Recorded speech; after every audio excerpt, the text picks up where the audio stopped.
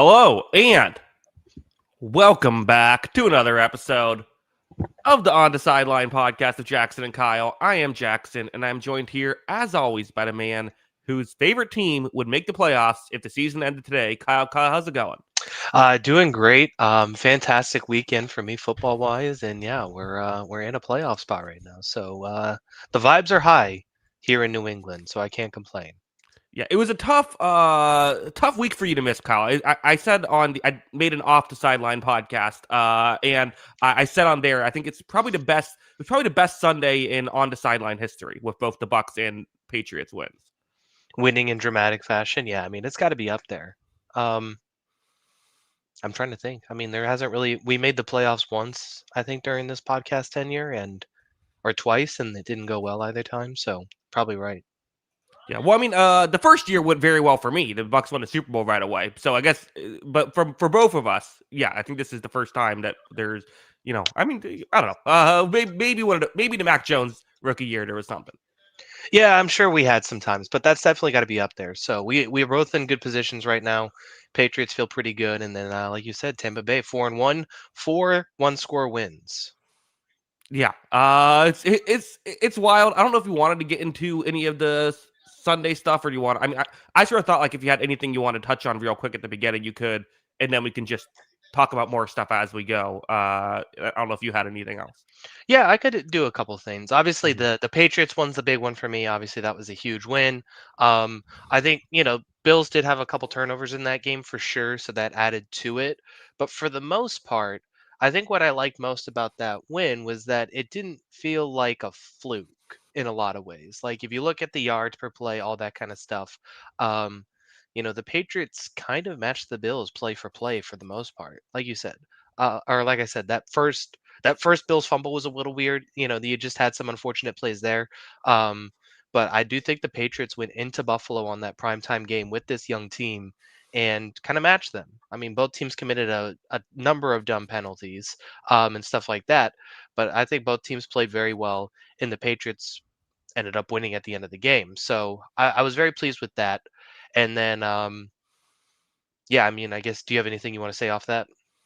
No, I mean, I agree. I agree. I think that you're right. I think the Patriots look like they're a legitimate playoff team. I'll be honest, Kyle. Through 4 weeks, you kept saying, "I think this is the playoff team. I think this team is good," and I was kind of like, "Okay, I'll let Kyle think that. I'm not going to try to rain on your parade." You were right. I mean this was a incredibly impressive performance, and it feels like once Mike Vrabel just coaches all the stupid out of the Patriots, there's too much stupid week one, hmm and it's slowly getting less and less stupid as the season has gone on. Yeah, slowly getting less and less stupid, but it is a lot of still stupid at times. Yes, It's a not young down to team, zero so they're gonna, stupid. yeah, they're gonna make their mistakes. But at the same time, I just think you look at this AFC where you basically have at this point 10 teams competing for 7 playoff spots, and one of them is the Ravens, who's 1-4. Mhm. So that's obviously an issue, and they might go to 1-5 because of their injury situation.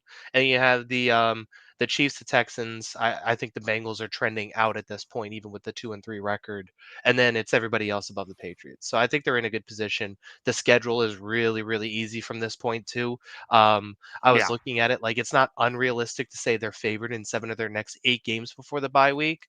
So they could realistically, like, it's probably won't happen, but they could be 10-3, 9-4 at the bye week, with 2 winnable games after that too. So we'll see how it goes. But that was just kind of my general thoughts on that game. Plus Drake May, obviously, I Mhm. think the last couple weeks has played like a top 10 quarterback, even higher potentially. But I think those have been impressive.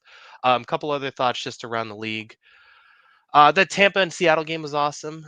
Just Mhm. really great stuff all around. Both of those offenses were really fun, and Egbuka and Smith and Jigba both look Yeah. like just absolute superstar. This Egbuka thing is just incredible. So that was fun to watch. Um, what else did I have here? Um, I'm deeply concerned about the Chargers. I Okay. know, like, yeah, and like I think those 2 offensive tackles. You're down 2 All-Pro offensive tackles, and now you're running back. I'm concerned. I don't. Mhm. It's not like full on panic, but I'm concerned because I think that's going to be a tough road for that offense going forward. And then I got to be honest. I gotta apologize to the on the sideline listeners, the few on the sideline listeners. No, I'm just kidding. Um, Yeah. I think it's time to retire the America's team. Yeah, that was we've had a lot of bad takes on this. That could be the worst one. I mean, the way they lost that game. Yeah. I mean, not only was it 22-21 or whatever the hell it was, Hmm. but to fumble at the goal line literally a week after it just happened. It just Yeah. happened. Like, Hmm. come on, guys. That was the one. And then the interception fumbled, kicked into the end zone for a touchdown. That was one of the Titans' points too. So completely absurd loss, a game they had no business losing whatsoever, but they did lose it. And I think it's time to retire the America's team, Arizona's Cardinals. So I'm sorry, Cardinals, you're out. We're moving on. And yeah, that was my general thoughts. Yeah, I think we should touch on one more game just because I didn't get to talk about it Sunday because it was the Monday game. Chiefs Yeah. losing last night or 2 nights ago was crazy. I mean, they were favored to win. The Chiefs are now 2-3. It was a crazy game with I thought a couple of bad calls that apparently everyone's losing their mind over, trying to figure out if they're bad calls or not. I thought the pick play was about a yard and a half off. It wasn't the worst call I've ever seen, but I thought it Mhm. probably shouldn't have picked up the flag. And then I thought that there was just an egregious pass interference that I see weird arguments people saying it shouldn't have been, but also there was an 100-yard pick six the other way, so there was a lot of like kind of major plays affecting this game. Ultimately, the Jacksonville Jaguars, Liam Cohen and the Jacksonville Jaguars win this game. And I thought Trevor Lawrence, even if he had some wonkiness here, this looked like the Trevor Lawrence that we saw have that great stretch for like 8 games in a row, right? Where it's Mhm. like it's still not perfect, but it's it you see the talent for sure. Yeah. He was really good in this game at times. I thought this was his best game of the year. Like you said, there are still the mistakes, and they were pretty obvious mistakes. I mean, the fumble, like, I don't know. You're trying to make a play there. Feel like if you're just going to commit to that, that might happen. And Nick Bolton, I think I just give him credit for making a great play and paying attention Yeah. to it, because that was pretty awesome. So there is that one, and then obviously the interception.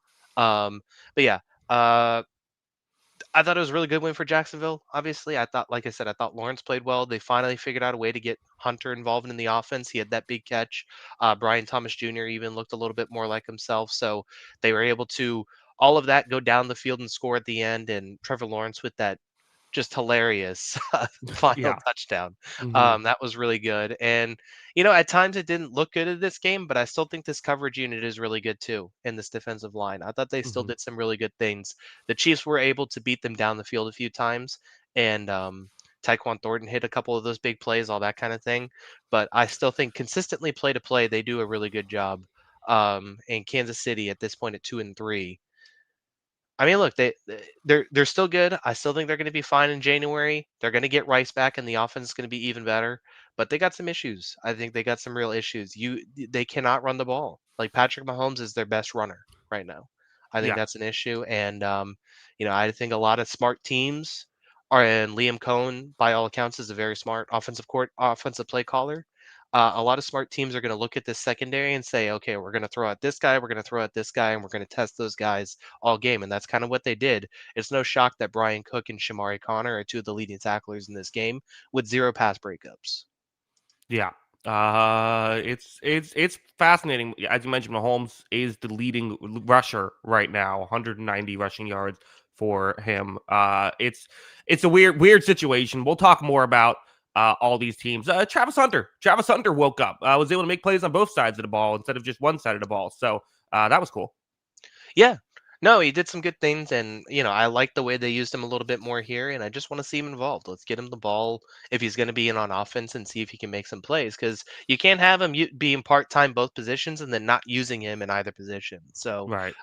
it's better to see him out there and give him some opportunities down the field. Yeah. All right, Kyle. Well, let's get into the. If we didn't talk about anyone's favorite team, we will. Assuming they don't have a bye this week, we can touch on it when we get into the previews. But yeah, Kyle. Let's get into the previews now. It was a high scoring week, which is not a good thing because high scoring means we missed some games. A lot of surprises.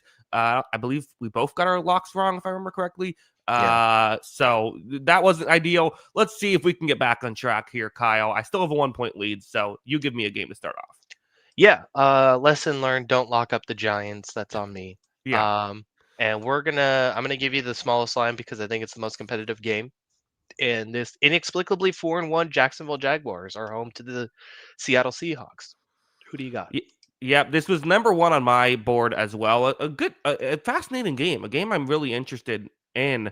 Um, I, I, Seattle has a lot of secondary injuries, and that was part of the Tampa Bay Seattle thing. Is both teams had a bunch of secondary guys down, and so I don't know the exact situation going on there, but I think that's scary enough that I'm gonna pick Jacksonville to win this one. I do think that it should be interesting, and I do think that Seattle has a really high ceiling. But and I mean the Jaguars are playing good defense, they're running the ball well, and Lawrence is playing effectively, and I just feel like they're healthier right now, which is kind of the deciding factor for me. Yeah, if we can get this version of Trevor Lawrence where he's direct, he makes smart throws, I think they got a great chance of winning because this defense is good. Devin Lloyd has had a fantastic season. This defensive line has played really well across the board. And you got guys in the secondary who can come in and make plays too. So this Jacksonville team is really good. I am going to be curious how they handle this play action offense that Seattle is running because it has been very, very efficient these last few weeks. They are getting their numbers in bulk. Sam Darnold is playing really good football, and they're keeping him on his feet. He doesn't seem to be under pressure a whole lot in this situation in this offense. That's a really pleasing thing, I think, for me as well. I think on talent wise, I'd probably go Seattle, but I do agree with you. If Witherspoon, Julian Love, and Reek Woolen, who are all questionable, if a couple of those guys are out, I am a little bit concerned because I do think the Jaguars offense has proven there's enough here to make things happen, and then the defense can still carry them. So I think it's the toss-up game for sure. I would lean Seattle on paper, but like you said, those injuries could be the difference. Yeah, you kind of touched on it, but the offensive line I think is very fascinating. The Seahawks offensive line is fascinating because they still don't have a great interior. So I wonder if maybe this is an Eric Armstead day for the Jaguars. Obviously, Walker missed last week. We'll see what happens there. But either way, the Seahawks tackles are playing well. Abraham Lucas Mhm. was kind of in and out of the lineup. Well, he's played this season, and then Charles Cross is Charles Cross. So you have that aspect that is working for Seattle. So I do think that there could be time for Darnold to throw. And we saw what he did last week when he had time to throw. So Mhm. that's definitely the concern. And who's covering Smith and Jigba? Smith and Jigba plays the slot a decent amount. Like, do we see Travis Hunter try and take on that matchup? I bet we do at points. That would be great. I think that's Mhm. probably their best solution if they decide to go that route. But they do have some options there and some good players in the secondary. And he's been over 100 yards in 3 of the 5 games this season, and he's been a big security blanket for Sam Darnold, honestly. So it's definitely going to be a big problem for them. I do think another aspect of this is that the more consistent run approach for Jacksonville should be able to help them in this game too. And I think it's going to be interesting to see how the Seahawks match up with this offense as well. But I think just overall, you're looking at Darnold. He's been 69% or higher completion percentage the last 3 games. He's got 7 touchdowns, 1 interception. He's being very smart with the football. He's able to stretch the field. He's just about 9 yards, over 9 yards per attempt. And I just think he's been really, really good. And how Jacksonville is able to handle that offensive approach is going to be difficult. Yeah. Do we do a quick Sam Darnold, like, was this a mistake type of thing? I mean, I guess just everyone kind of passing on Darnold. He doesn't get the major contract largely due to he played terrible for those past 2 games. Was that the best thing to happen to the Seahawks? Was Yeah. Darnold falling apart for those last 2 games? Probably. I Yeah. mean, they look like the real winners of the offseason with that Hmm. because they traded Geno Smith and got a good draft pick out of it, and then still got the Sam Darnold contract in. I think I was on lower money than what Geno Smith got his extension for. So Yeah. um, they did really well with that, and so far they're cleaning up. Yeah, Seahawks currently second best passing offense EPA per play wise. So yeah, it's gone well to start for Seattle. So scary to pick against, but again, it just be if the secondary is the same guys that trotted out last week, that's what would sway me. But should be a good game. Was also first on my board. Kyle, second on my board. The game of the week. This is an awesome Sunday night game. Lions taking on the Kansas City Chiefs. This is one of those. I feel like I've been complaining a lot about these what's been getting chosen for these primetime games. This is 10 out of 10, like perfect type of game here. It is a perfect kind of game. So yeah, I'm very pleased with this one as well. Um, Man, I really badly want to lock up Detroit here. But I'm just gonna pick Detroit. I'm not gonna lock up against Kansas City. That's too bold for my taste. Fortune Um, favors the bold, Kyle. Fortune does favor the bold, but it doesn't. I just tried that with the with the what's their names? Oh yeah, The Giants. the Giants. Yeah, I just tried that with the I don't think Giants. locking up the Giants to beat the Saints counts as that bold. It felt a little bold, I guess, at the time. Um, Look, as I just said on the segment on the Monday night game, I think the last 3 years or so, the Lions have been maybe the best in the league, if not one of the best, at basically identifying the weakness of your team and saying, we are going to attack that the entire game until you figure out how to stop it. Um, and I think this Chiefs team, like I said, I think that there is a lot of good players on this Chiefs defense, but there are definitely some holes that have been attacked. I think we saw on that last drive Shamari Connor was thrown at. Like I said, Brian Cook. I think a few of those guys have struggled this season. I think the Lions are basically going to say we're feasting on those guys. We don't even have to worry about Trent McDuffie. We don't have to worry about Chris Jones. We're going to do our thing there, and we're going to win that way. And I think that they're going to pick apart the Chiefs' weaknesses in this defense. Maybe Spagnuolo has a few tricks up his sleeve, but the Lions did enough the last time these two teams played, and I still think they have enough juice right now. And this offense has been as good as anybody in football the last 3 or 4 weeks. So give me the Lions in this one. Yeah, I mean, I also think I'm leaning Lions. I'm surprised the Chiefs are 2.5 point favorites. They are at home. That's a factor. I get it. I do think that there is. I mean, for one thing, is the Chiefs are a hard team to talk about, right? Because two years ago they looked very pedestrian, like an okay playoff team. They were the 4 seed, and then they win the Super Bowl. And then the following year, they win all these one-score games. It feels like they're getting lucky, and then they get to the Super Bowl and then get demolished. So it's like it's hard to put your finger on them. They are 2-3 though, and like this hasn't been great, and they're 0-3 in one-score games now. I believe that at least all three of their losses have been one-score games. So they stopped the run well, right? That's something that the Chiefs do tend to do a good job of, especially when that's their game plan going in. So I do think this could be you know, Lions receivers are going to have to get open down the field, but I don't think that's not going to happen. I think that is going to happen. So like that's something I'm looking towards. Here's the other issue, Kyle. Like every Lions secondary player is injured now. Like they've lost all their corners. Yeah, I mean it's year after year for them at this point, right? Yeah, They can't catch a break, it seems like. So yeah, there are concerns there, obviously. Terrion Arnold is out, DJ Reed's on the IR, and you got Brian Branch and Kirby Joseph who are both questionable. So and even that's guys not like good. yeah, you got even more guys on the IR too. So you're looking at Rock Sin and Avante Maddox as the starting corners.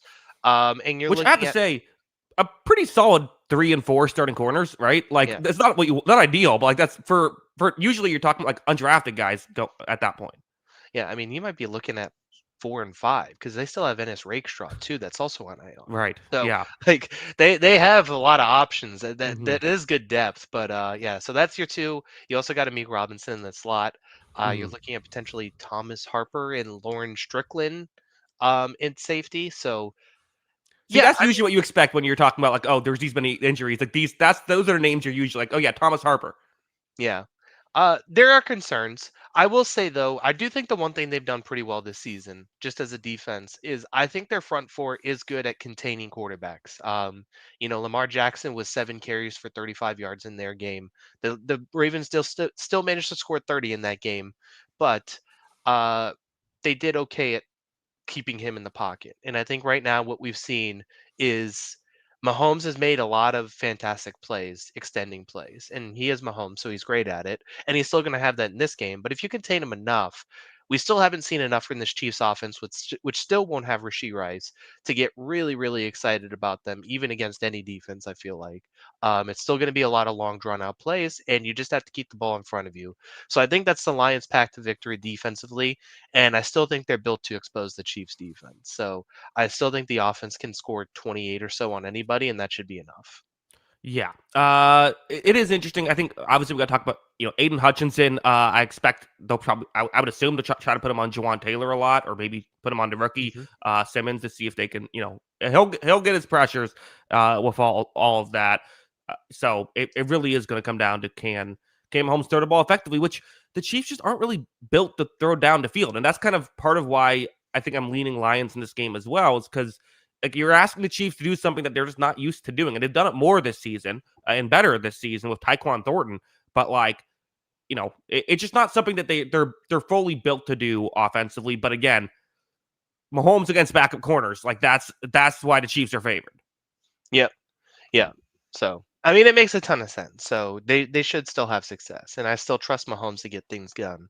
But if Detroit's scoring quickly in this game, does Kansas City have the hope of actually like extending this game with their long drives and all that kind of stuff? I think that's the thing I'm worried about the Yeah. most. And we just haven't seen it work this year. We haven't seen it work. Like you said, those one score games they've really struggled. But maybe you look at a thing like that Baltimore game and say they were able to slow down the explosive plays in that one and kind of jump on the Ravens. Yeah, helped when Lamar didn't have a great day, but who knows? Maybe, Yeah. maybe that was. I'm sure that was in part what the Chiefs were doing. Let's move on, Kyle. Time for you to give me a game. Yeah, we're gonna go your team at home. San Francisco's doing a lot of really good things right now, but still should have a lot of backups in. Let's go Niners at Bucks. Yeah, have to make sure I don't eat any mac and cheese for this entire week. Got to prepare for that. Mac Jones will be the starter. There's a weird quarterback controversy that has emerged, which I was not expecting, but it's a thing that's out there. I do not think that if Purdy was healthy, he would be playing in this game. Um, Tampa Bay has a lot of question marks. We don't know. Like Benjamin Morrison probably won't play again. Which I don't get how he keeps getting injured because he's barely had any playing time. But that maybe in hindsight, we replaced. We had corner injuries, so we replaced. We got a backup who also has injury history, so that's not working out great so far. Although he has looked good when he's played. Jamel Dean is a question mark. We'll see if he plays. I think that changes a lot for Tampa Bay, who relies on their corners so much. Um, Usually the Todd Bowles scheme plays well against the Shanahan type scheme. The exception has been when Todd Bowles has played Shanahan. It feels like Shanahan tends to do pretty well in those situations. So that's something to be concerned about. And the 49ers defense has played well. It has. Now, I think there could be windows for Tampa Bay to succeed. So ultimately, I'm going to pick the Buccaneers to win this. Just I think that Mac Jones has looked good this season. I still think there's a big gap between Baker and him right now. So there Hmm. is that. The Buccaneers do have weapons on the outside. Obviously, the 49ers have their own plethora of injuries they're working with. It didn't hurt them on Thursday, but what will happen this week? So I got to pick the Buccaneers to win, but I don't look at this as like a guaranteed win. The line started at 1.5, and to me that feels like a more fair line than 3. Yeah, I could see it why it swings one way because obviously the 49ers still have all these injury issues, but they've proven time and time again that they're going to be able to plug guys in and still be okay and survive. And they've done a pretty good job this season, no doubt. And they looked really good in that Rams game. Mac Jones looked really good. Christian McCaffrey's still doing a lot of really good things. So it's just going to come down to, can you contain McCaffrey in that passing game? Because, they're going to be able to stop the run. It is the Buccaneers. That is what they do. Can you contain McCaffrey out of the backfield in that passing game? And then, this Mac Jones rhythm-based offense, is it going to be enough to get some stops there? You don't have necessarily the Purdy kind of extend play ability, but he is able to make these throws. So we'll see. We'll see exactly what Tampa Bay can do. I do trust this defense still a little bit more with their even with some issues with health, and I think they should be able to get this done. Yeah, these are two. I mean, these are two good defenses. Both are great at stopping the run. Tampa Bay is currently first EPA wise in that. I agree. I think it's good to come down. And I'm also interested in. We'll see the Todd Bowles blitzing stuff. Will that get Mac Jones off of his rhythm? You talk about the rhythm based offense. What happens if things don't go well? Because I think to me, why I'm easily thinking Purdy is the guy I'd want to have over Jones if I'm a 49ers fan is just uh, sample size, but B, I think Jones can pretty much do everything Purdy can do when it comes to game management stuff. But I think in a bad situation, Purdy is definitely who you'd want to have when a play breaks Mhm. down as opposed to Jones. Yeah, 100%. So I agree with that. Um, yeah, I mean, no, I definitely think that's part of it. And as we've seen this Tampa Bay offense, they looked really good last week. Like you said, Seattle was dealing with some injuries in their secondary towards the end, but we're seeing Godwin get back in the mix here. Egbuka has just turned into a stud immediately, and K. Dotton had a pretty good game yesterday, which was something Mhm. or last week, which was something we were waiting to happen. So you have all that. Not sure if you're going to get Bucky Irving back, but Rashad White's still capable, and there's just enough weapons there to say, okay, I think Tampa Bay's still got enough to get this one done. I think from what I understand, it's unlikely Bucky will play, which is although I don't think it's been officially ruled out. But yeah, let's move on, Kyle. I'm going to give you the game of the week, the one we're all here to talk about. Titans taking on the Las Vegas Raiders. Kyle, who do you have winning this one? This is stinky. Nobody watch this for your own No. health. Hmm. Nobody watch it. I am going to take the Raiders. This is this is basically like you have to win this. Like you have to win Hmm. this, or I would start calling for Pete Carroll to potentially get fired if they lose this game by the end of the year. Um, Yeah. the Titans have one win this season, and it was basically off the two craziest plays of the year. Uh huh. So I you have to go and win this. Ginty started to play well. The rest of the offense has all of a sudden not played well. I don't know what's going on with Geno Smith, but they should go out and put some points up in this game. They should be able to stop this Tennessee offense just fine. This Tennessee team is still kind of a mess, and I'm not buying that win. Yeah, uh, I get it. The Titans, I feel like in my head their defense has been decent this year. They're fifth worst overall in EPA per play. So maybe I'm wrong, or maybe it's just the It looks better than the offense. I guess so. Maybe it's that, or maybe it's just. I mean, I guess the Colts and Rams games in there are probably, or what's it? They've had moments like the Texans game where they've stayed in it for 3 quarters and then they just can't hold up and have a horrible quarter, and then the numbers look worse. But yeah, I mean that's just it. You're exactly right. This is for the Raiders. They have to get right. I don't love the Raiders defense either. So I do think Mhm. that this is an opportunity for Cam Ward to at least, maybe put together a nice game. He did make some nice plays down the stretch. And the one other thing is Calvin Ridley woke up in that game and he Yeah. had a good game and it looked like Calvin Ridley again. So if he, I don't know, we never know what these guys are working through, what injuries they have, and or just maybe they're starting slow. If he gets back to Calvin Ridley, I do think that changes the Titans a little bit. So, Kyle, I was never going to pick this game. There was never a world where I was going to be the one picking it. I was going to make sure I gave it to you. Yeah, that's probably the right move. So definitely some issues there. Both of these teams have some issues. Yeah, and yeah, so it was interesting because the Raiders off defense actually started halfway decent to begin the year, and we were Hmm. like, oh, look at all these like guys with like second chances that have all of a sudden turned it around, or third or fourth chances for a couple of these guys, and it's like, oh wait, there's probably a reason those guys were given, cast aside the first time. Um, Yeah. so they're definitely struggling. This team has a long way to go. This defense needs an overhaul, and the offensive line struggling, and Geno Smith is obviously struggling, and that was their big move this offseason. So all of those things put together means Jacoby Myers should be a Patriot here pretty soon. That's who you. Where's KJ Osborne? What's he doing? KJ Osborne, he could be there. Get Tim Yeah. Patrick involved. I mean, listen, unless Chris Olave is available, I will take that too. But just starting to scout ahead. That's all. Yeah. Okay. Good. Good. In hindsight, it might have been still don't want to write Chris Godwin off. It might have been a good thing you didn't pay him $30 million a year. Yeah, yeah. I mean, it's early. I'm gonna give Yeah. him some time. Broken Mhm. ankle sounds so hard to come back from. Yeah. It is. The Diggs thing is worked though. That's Yeah. the main point. Kyle, give me a game. All right. What's next? We got Bears at Balls. Okay. Yeah. There's a few games where I'm kind of like interested in. Kyle, I thought Washington looked like Washington again last week. I thought Hmm. that they did. I thought that Jaden Daniels looked back. They were getting the downfield passing, but also they just looked like they were that offense that was. It felt like felt like they're going downhill on every play. It feels like they're just getting like 8 yards, like no matter what.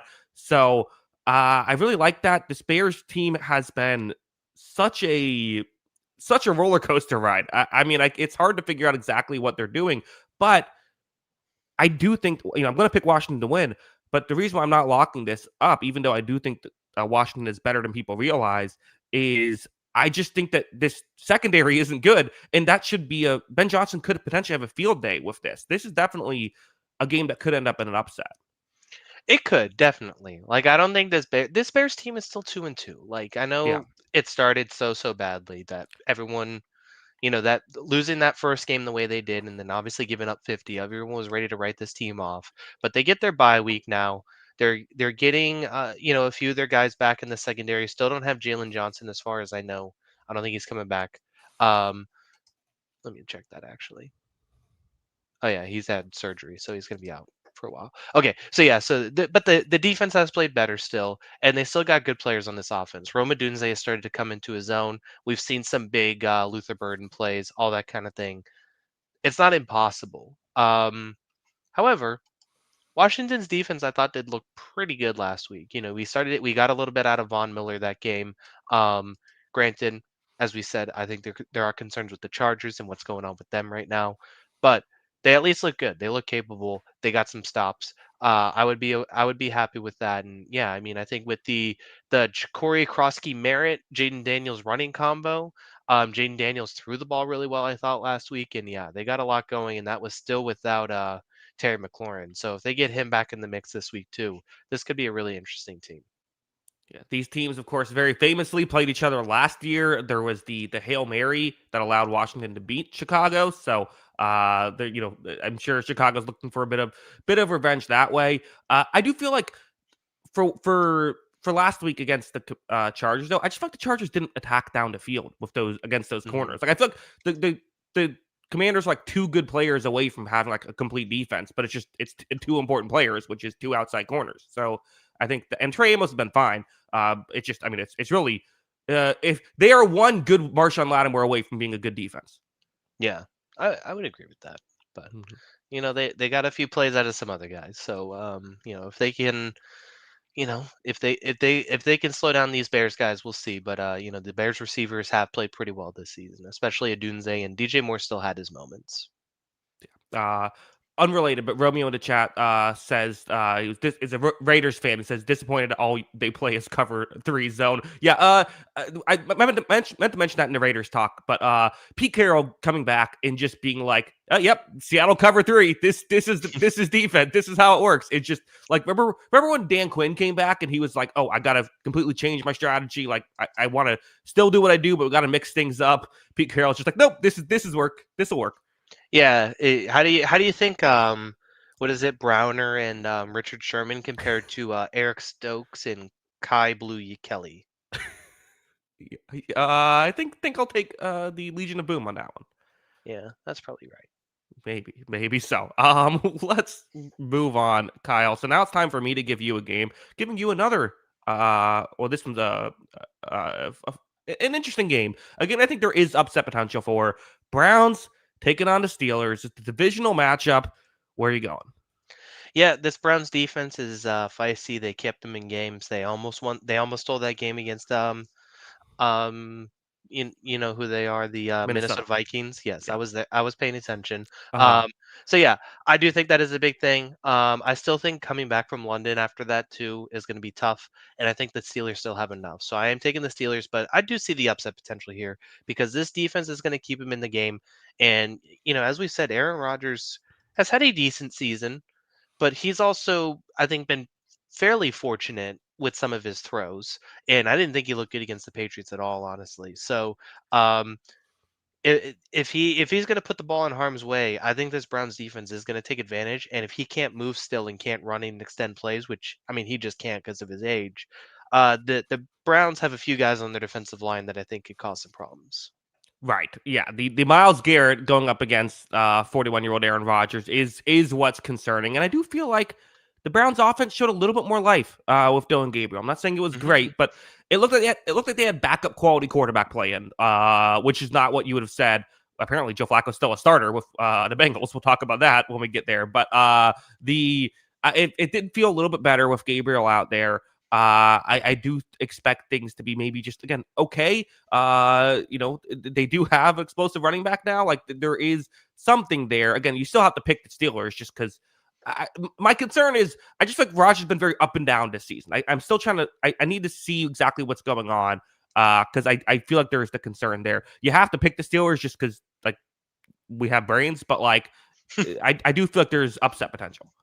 Yeah, definitely. I mean, you're still looking at a Dylan Gabriel who is he's going to hover around his 5 yards per completion, I think, for the season. I think Yeah. that's basically 5 yards per attempt. Sorry. That's basically where he's going to end up around for the year. So he has I think he gets the ball out quickly. I think he's not going to put the ball in harm's way a whole lot, but he's not going to take a lot of chances. And that's kind of just what the Browns want right now.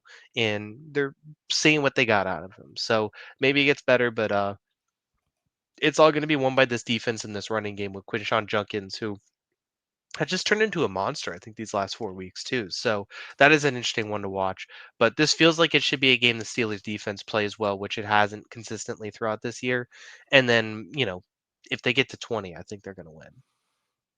Yeah, I think so as well. We have a great point in the chat, which is we need a unit to be dominant enough to get named again. Was Legion of Boom the last one? This is a great point, Kyle. I know the Buccaneers in 2020 tried to call their defense the Grave Diggers, which was kind of fun, but also they weren't a defensive first team. We need like maybe like the Broncos could. I don't know what what it is, but I feel like we need the Broncos defense. We need another named defense.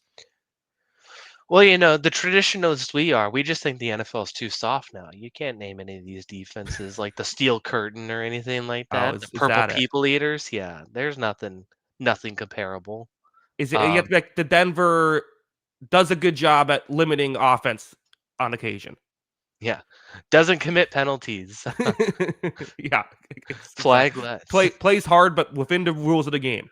Yeah, that would be good. I don't even know who I'd give it a name right now. We gotta brainstorm that definitely for sure. We'll keep an Yeah, eye out. yeah. Oh, there was Saxonville. That was a good one. Maybe Oh yeah, Saxonville's back. Let's just go back to Saxonville Part 2. Sackville Part 2. Did they get a lot of sacks last week? I don't think they did. I They got don't a know. couple. It Yeah. is Mahomes, so whatever. Let's move on. You have to have a bad offense to have a name. I feel like I don't. Steel Curtain's the exception because that was forever ago. Today you need like you can't have a or at least like you have to be a defensive first team. Yeah, I would say so too. Yeah. Okay. Well, let's move on. Go. That's something homework for the week. What's the Cowboys' name you think for their defense? Ooh, that would Practice squad? maybe so. Maybe the JV squad. Yeah, I think that could be perhaps. Kyle, give me a game. You know what? This is another game I don't want to pick. So this is like you with the Raiders and Titans. Chargers at Dolphins. Chargers, Dolphins. Interesting. Okay, I feel I'm higher on the Chargers. I'll lock up the Chargers here. If I think that Chargers are a playoff team and they're 4.5-point favorites, I'll lock up the. I didn't have a lock this week. I didn't know I didn't feel great about any of these. So yeah, I think the Chargers. I get the tackle concerns. I don't think that'll be the biggest deal in this game. I think in some ways, Amari Hampton being hurt might force them to throw the ball more, which is where and throw the ball down the field more, which is where they're better. So yeah, I just feel like this Dolphins secondary is just so bad. Like the Chargers have to be able to throw effectively in this game. And I still think the Chargers defense is good. I think last week was more about Jaden Daniels than about their defense. So yeah, I mean, Dolphins have playmakers on offense. Like I don't think this is a guaranteed victory, but I feel like this is the best lock on the table. It probably is. I think I agree with that. We'll see. We'll see what happens if Joe Wall comes back this week because they definitely need him. And look, as bad as the secondary is, which is bad, it's played very bad this season. You're still looking at potentially two backup tackles against Chop Robinson, Bradley Chubb, Jalen Phillips. Like they still have pass rushers that I think would cause me some concern. So I definitely think that there is a roadmap here to Miami victory. And with all these, they've lost so many of these games that it's like I don't think they've looked that bad, but they've looked bad enough to lose them. Like that, I don't know. It's just a stinky season. It feels like.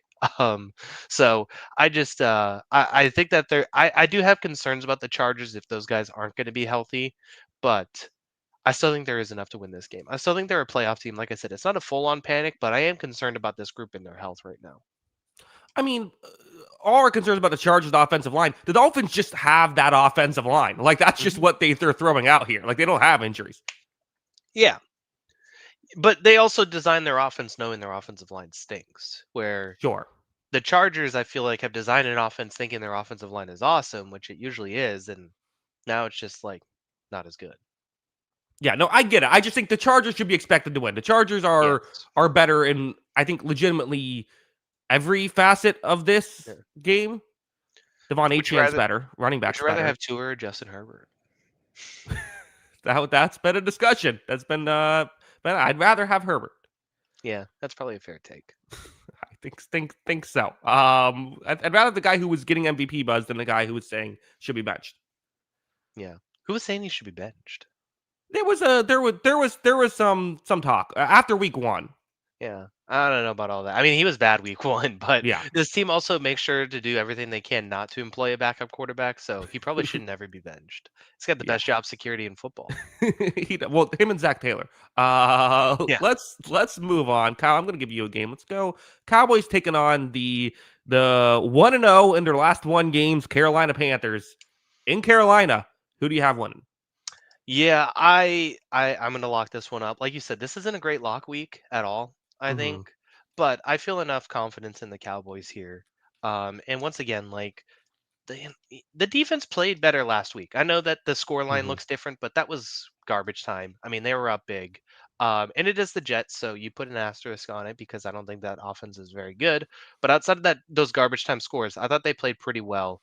And I mean, look, one of these teams has an MVP candidate quarterback, and one of them is just a bad offense. So I like Bryce Young. I think he's still asked to do way too much for that team, but I just don't know what team I would pick right now to slow down Dallas's offense the way Dak Prescott is playing. And I'm definitely as okay as I think the secondary is for the Panthers. I'm not picking the Panthers to slow down this Cowboys offense. So I think the Cowboys win this game by a touchdown, and I'm not gonna sweat about it.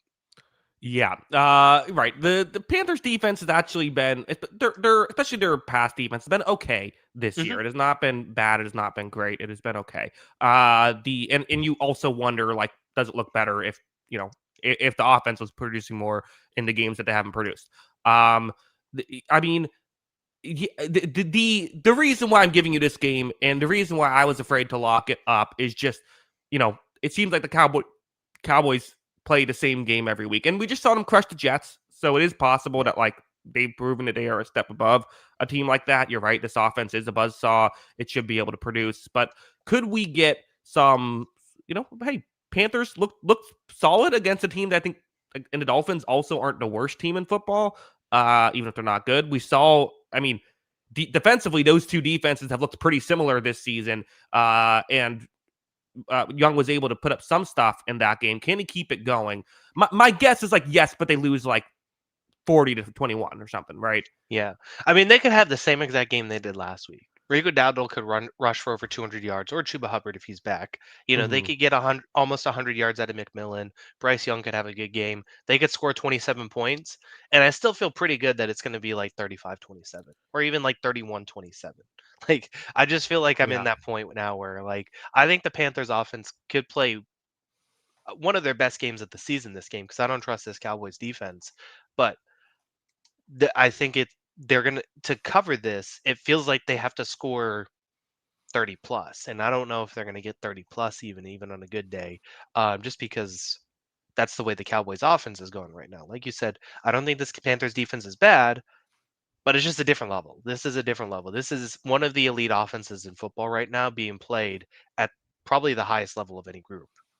Yeah, the Cowboys do have some tougher games down the road. Right now, they get to play the Panthers, then the Balls, the Broncos, Cardinals, Raiders. But then it gets tougher to have another Eagles game, a Chiefs game, a Lions game.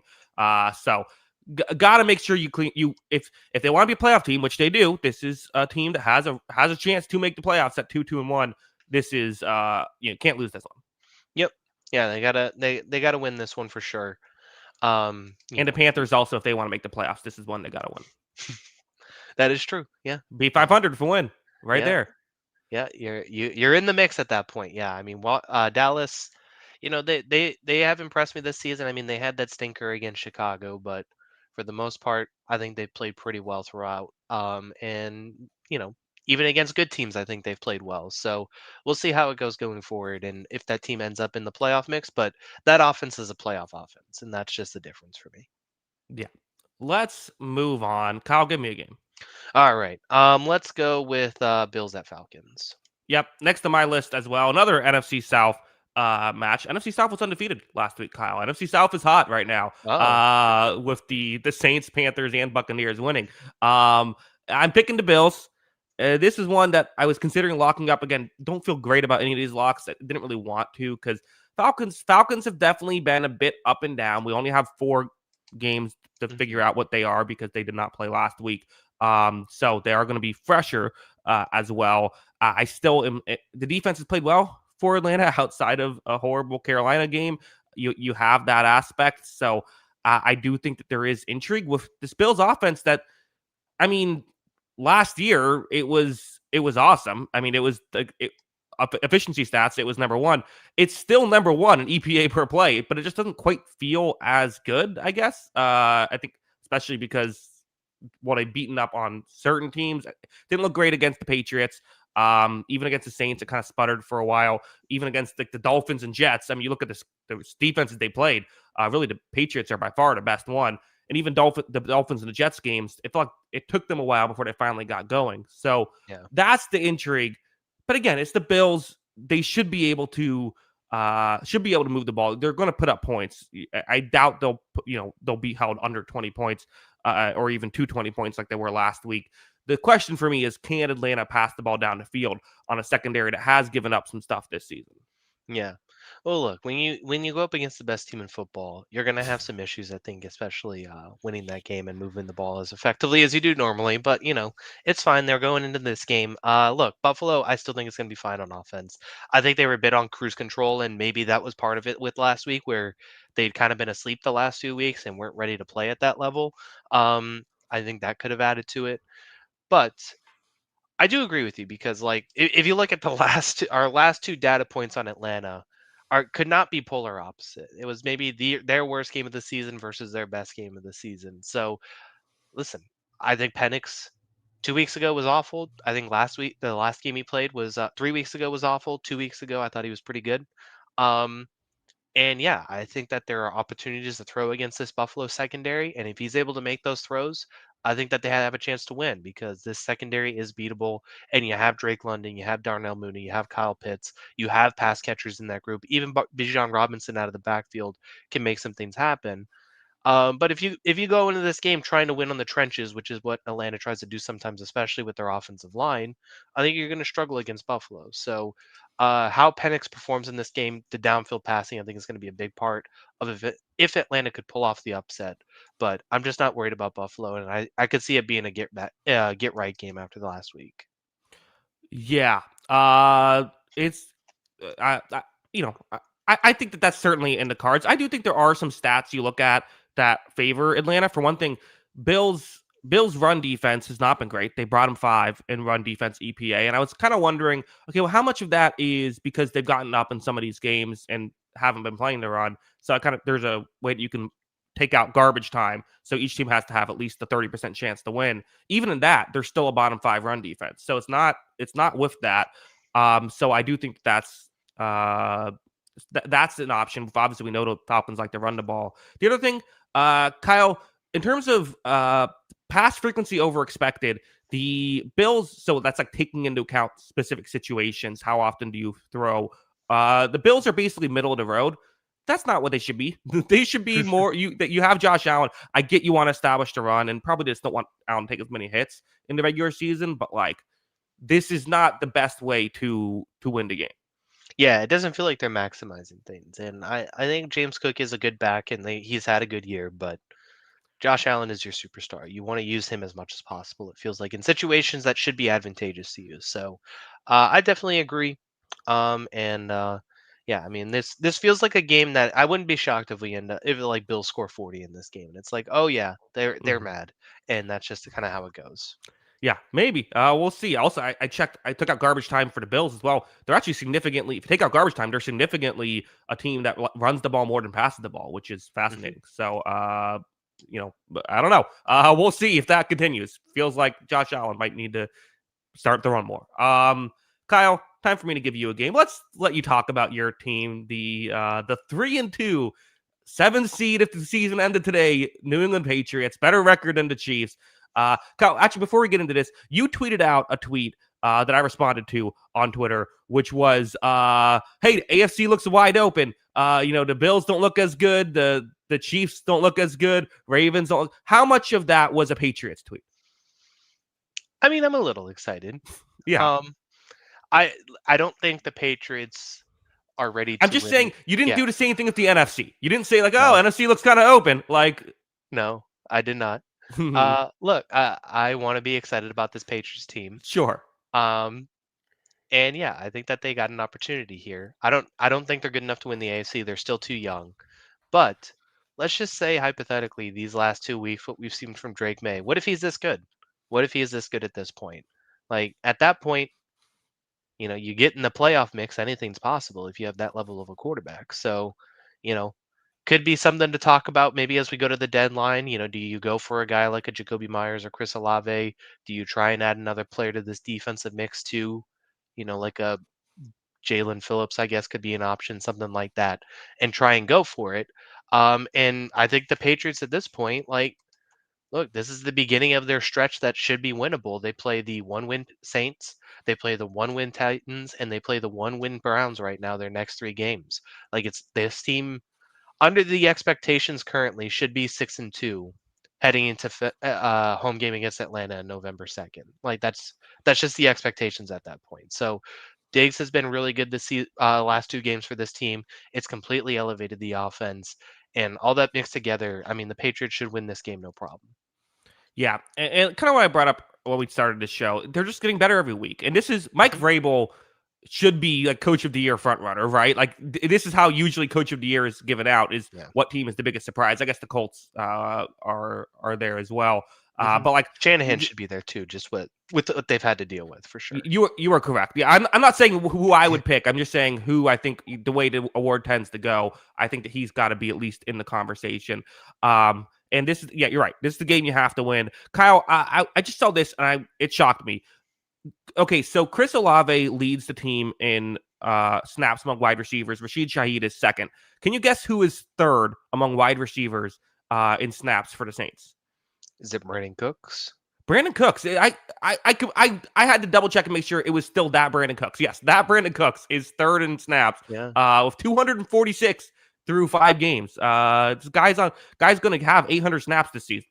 Yeah. I mean, he's still churning along back in New Orleans now. So, Sure. they played well last week. I think that Giants secondary has obviously some issues, but Mm-hmm. the big thing for the Patriots is just like limit those big plays.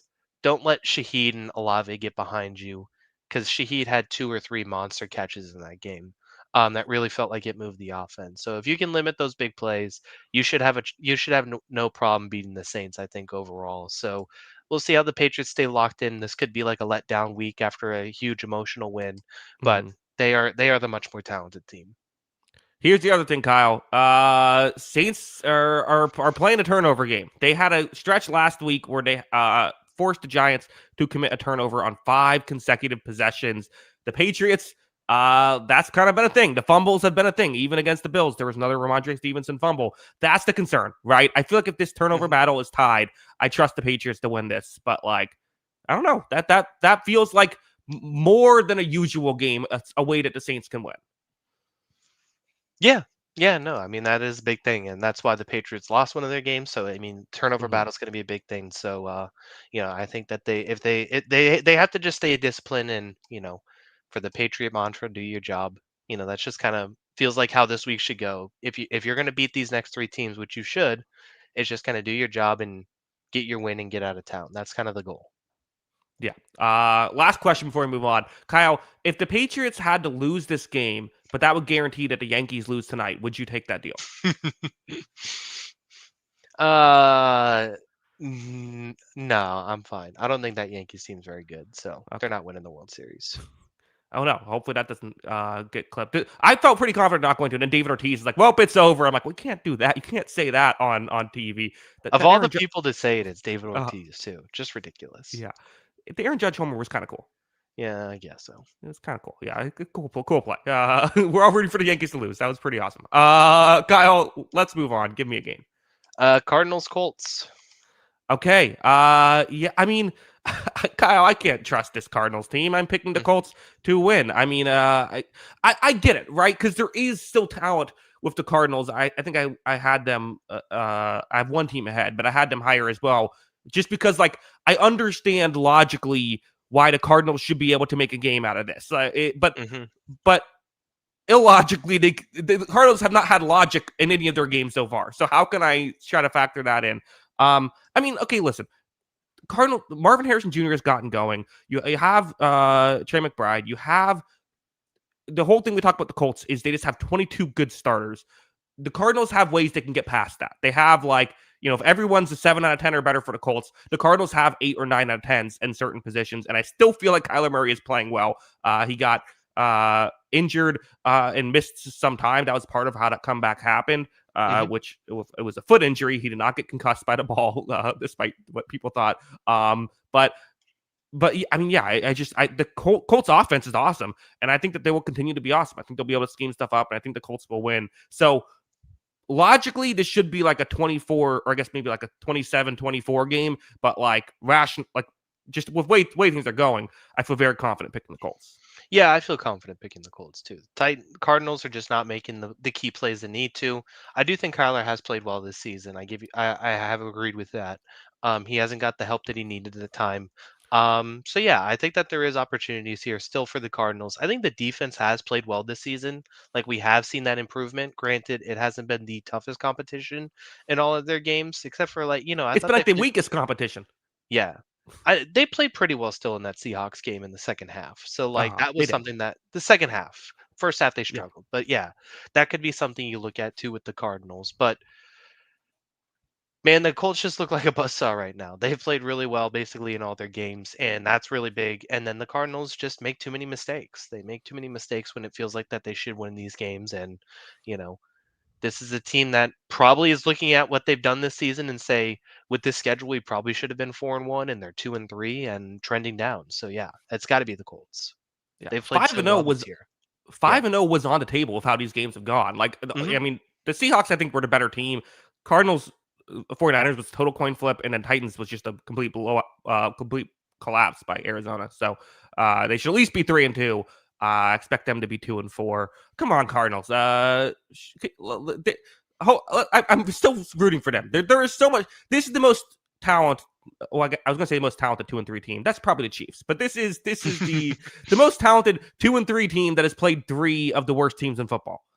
That is also a team we actually want to root for. Yes, exactly. Right. Let's move on, Kyle. I know, or unless you had anything else to add on. No, we're good. Okay, yeah, 4 games left. We'll plow ahead here. Kyle, I'm giving you Giants Eagles. It's a Thursday night game, divisional matchup. Obviously, you're picking the Giants to win this one. No, I'm gonna pick the Eagles. What? Yeah, yeah. Can we just? I mean, look, we just saw what the Saints were able to do with Rashid Shaheed. Can we just throw the freaking ball to AJ Brown down the field? Like, I don't need to see any more about what kind of friends Jalen Hurts and AJ Brown are. You know, this may be shocking to some people, but there have been football players and teammates in the past who have not been friends and still been able to play football good. This shouldn't be a groundbreaking concept. Just throw the ball to your best player.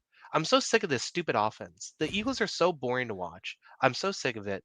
Um, and yeah, I think that their offense is really frustrating sometimes. So you're going up against a bad secondary that just let Rashid Shaheed and Spencer Rattler light people up. You got to attack the secondary and make them beat you through the air. Yeah. I get it. It's a. I mean, in fairness, they tried to do that last week, right? That was their game plan, and it worked to some degree, but then it kind of fell off. You're right. It just doesn't look. It looks weird right now, right? The Eagles' Mhm. offense just it looks shaky. The good news is their defense still looks very good, and the Giants' offense looks more than shaky with again 5 straight turnovers. So yeah, you have to pick the Eagles, but there is that thing of like, okay, if the Giants don't turn the ball over and they're able to kind of a short week, can't game plan too Mhm. much, have a decent game plan to get some points here. Like, will we have seen the Giants defense play well at times? Like, that's the concern if you're an Eagles fan. Again, this is a game you kind of have to win, but Thursday night divisional matchups are never guarantees. Yeah, it's never guaranteed. And still, I mean, division matchups in this division in general Yeah. aren't guaranteed. So it won't be easy, but like, I mean, yeah, you could start putting up some red flags if Jackson Dart is going in and beating Philadelphia. So yeah, I just think that the Eagles are still way too talented, and they're better at every phase of the game right now. Maybe besides pass rushing. So yeah, I think it's going to be too much to overcome. What about running the ball? Yeah, give me the Eagles. Yeah, I think so. I think so too. The Eagles are weird, where they're like their box score rushing stats are not very good. They're fifth best in rushing EPA offensively. So I wonder if there is. I don't know exactly what's going on there. But I mean, last week they ran what, like 2 times, and then the week before they didn't have a single completion. Like, I think if they just like can get like 8 rushes and like 8 completions in the second half, they'll do okay here. Yeah, yeah, that would definitely be helpful. I think so. Let's move on. Kyle, 3 games left to choose from. Give me one of them. I guess for the small chance that Lamar Jackson does play, although it seems very, very small, he still wishes it's questionable, but he hasn't practiced. It doesn't seem like it's happening. Let's just do Rams at Ravens for that. Yeah. Also consider locking up the Rams just because of how bad the Ravens look without Lamar Jackson. No kidding. I mean, the Ravens, I guess the one good silver lining for the Ravens is, last year Lamar didn't win MVP because the talk was, well, look at how good the offense is around him. Well, Cooper Kupp did not necessarily. Right. Yes. Cooper Rush did not succeed in that. I don't know. I mean, Stafford has played really well. He didn't have his best week. Granted, on a short week, did miss a few throws, but I see no way the Rams aren't able to pass all over this Ravens defense. Yeah. Rams with some pretty dumb losses this year. But I mean, it's just Shanahan has this thing over McVay. So it is what it is. But I think Stafford played well enough. I mean, if they score at the goal line, they win that game. So Yeah. got to hang out of the football. Don't fumble. That's basically the big thing. And yeah, the Ravens, they looked rough. I mean, even beyond the offensive issues without Lamar Jackson, I mean, that was going to be fairly obvious that Cooper Rush was not Lamar Jackson, and it was noticeable. Mm-hmm. The defense just it's stinky right now. Like this, the defensive lines just get crushed. That is the big thing that I've noticed. Like it just feels like you can push this group back. Texans couldn't do anything the first 4 weeks of the season. They got 5 yards of carry, 167 yards on the ground. Mm-hmm. You're letting Nick Chubb look like 2018 Nick Chubb on his 11 carries. So this defensive line's bad. The secondary has its holes right now, and yeah, the Rams should be able to do whatever they want in this game. Should the Ravens go the Miami Dolphins route from back in the day and just go full Wildcat with Derrick Henry? No, but that would be fun. I don't think it's the worst strategy. No. Well, they already had a running back playing quarterback. Right. Yes, that's a good point. Very, very true. You're right. Let's move on. Kyle, 2 games left. I'm giving you Broncos Jets. Because this is one of the games that did not have a team trade for Joe Flacco to start this week. I mean, the Jets, they looked kind of good in the second half of that game. Why are the Broncos going to win?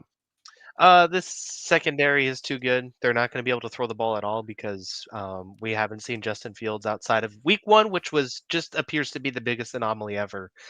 We haven't seen Justin Field throw the ball in non-garbage time in any of these other games. And yeah, so I think that they are going to win that way. And this Jets defense has just been stinky this year. So yeah, I think the Broncos, Bo Nix, didn't have his best game, but he's played better, I think, still the last 2 weeks than he did the first 3 weeks of the season. And seems like the Broncos are starting to find their form a little bit. So they should go out there and win this one, no problem. I guess the one thing I'm just trying to figure out a way, like Bo Nix, I thought played very well in the second half of that game against the Eagles. He has had his shaky moments this season. Like if you can win the turnover battle, which can be said for every game, but like if you can win the turnover battle, that could be a part of it. I guess. Yeah, I mean the first 3 weeks of Bo Nix are definitely makes this possible. Hmm. I think the last 2 weeks are going to be a little bit harder to beat. So that's one thing you look at, and I just think overall you look at it and like the Jets haven't proven they can stop anybody. So I Yeah. don't know how I would get too excited about that. Yeah. I mean, the only other thing is like the Broncos play a lot of man coverage. You don't really want to do it against Fields too much because he can run, on you. So maybe he could get some plays that way, or maybe the Broncos have to play a scheme they're not as used to, and that could be it. But no, I like the Broncos, and I like the Broncos -7 as well. Yeah, I would agree with that. Well, Kyle, somehow the Packers have gotten some major lines this season. They're 14.5 point favorites against the Cincinnati Bengals. Is it enough? Mm, I guess. I don't know. This Packers team hasn't been amazing since the first week of the season. Yeah. We were ready to crown this team the Super Bowl champion after week 1. It's not like this is a juggernaut, Yeah. but they're going to win this game. The Bengals have looked rough, so yeah, I mean that's still part of it. So, Jake Browning is now getting benched for Joe Flacco, and I just don't see how that's going to change anything.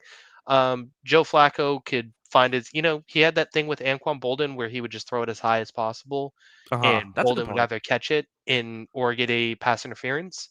Can he do that with Mhm. Jamar Chase? That'd be fun.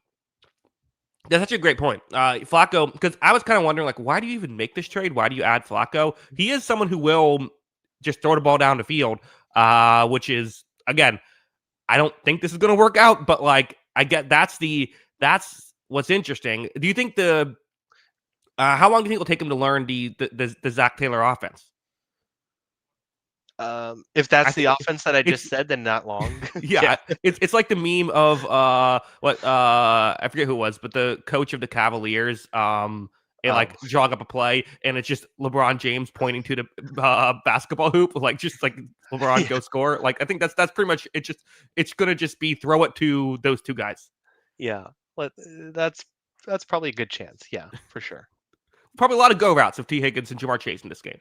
I would imagine so. Yeah, that's the goal. And maybe Green Bay's secondary is not as good as its defensive line, so maybe that plays a part. But no, the Packers are going to win by double digits. That's what you would expect. Bengals have struggled, and the flip side is like the Packers offense should completely steamroll this Bengals defense. So yeah, Hmm. I agree. Kyle, there has been an insult stat, which is Jamar Chase has more tackles, more solo tackles this season than Micah Parsons. At one That point is last week, Jamar Chase was it was in the third quarter. Jamar Chase was the leading tackler for the Bengals. that's not ideal. No, it is not good. Credit to Jamar Chase. He's not making. He could totally be. No one would blame him for taking business decisions at this point. Yeah, exactly. He's going out there and competing every week. He's not giving up on his team. Yeah, right. Brandon also brings up in the chat, could Flacco beat the Packers twice? Yeah, he beat the Packers earlier. If he beats the Packers again, teams got to just keep trading for Flacco, right? Yeah, he will no longer be a Super Bowl contender. That's the Packers are out at that point. Okay, yeah, I think I agree that the Packers probably not a top tier team if they lose to the Bengals. Don't want to overreact. Yeah, we don't overreact here at all, but we'll write them off there. Okay, yes, Kyle, let me know where you can find us on Twitter before we head out. Yeah, make sure to follow us on Twitter. That is at Jackson Kruger. Make sure to follow me at by Kyle Grana, and make sure to follow the account page at On the Sideline JK. That is at On the Sideline JK. Of course, if like audio only podcast, anywhere you get your podcast, just search On the Sideline podcast. It should be available there. That is our show. We will be back. Kyle, you're good for this Sunday night, right? Yep, all good. Okay, cool. So we will be back at a normal time, midnight Eastern, to discuss everything, including the Lions Chiefs game and some of these others. I'm sure something will be interesting. Oh wow, One, the Saints upsetting the Patriots. Who saw it wow, coming? wow, that's hurtful. Baker Mayfield, 8 touchdowns in a game, first time ever. Yeah, we'll have plenty to talk about. Yeah, we'll see what happens there. Yeah, okay. Again, thank you everybody for bearing with us as we have been. We're never great with our schedule, but this has been an especially bad start for us. So we apologize, but thanks for sticking with us regardless. Yeah, we're gonna get it down. It's still only week 6. We got time to get we got time to get it right. Yeah, exactly. Plenty. Everyone's working through it. Again, thank you everybody for watching or listening. We'll be back on Sunday at midnight Eastern to recap every game. And until then, have a good one. Peace.